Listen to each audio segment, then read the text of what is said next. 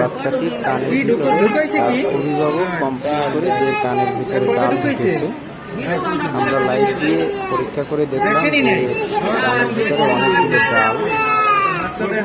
আমরা ডালটি বের করার পরে দেখলাম এই কানের প্রচুর ময়লা। সেই ময়লা থেকে চুলকানোর কারণে বাচ্চা কি করবে, হাতের কাছে যা পেয়েছে সেগুলোই ঢুকিয়েছে। আমরা এক কান থেকে অনেকগুলো বের করলাম। এরপরে আমরা অপর কানে লাইট দিয়ে দেখলাম যে সে কানের ভিতরে ডাল, কিন্তু অভিভাবক জানে না যে দুই কানের ভিতরেই ডাল। পরে আমরা দুই কানে যতগুলো ডাল ময়লা ছিল সবগুলো আমরা বের করে দিলাম। তারপরে বাচ্চা শুনতে একদম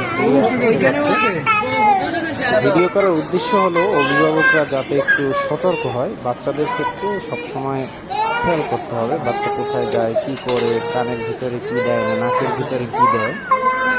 ভিডিওটি যাতে আপনারা শেয়ার করে সবাইকে ছড়িয়ে দিন, যাতে অভিভাবকরা সতর্ক হতে পারে বাচ্চাদের ক্ষেত্রে।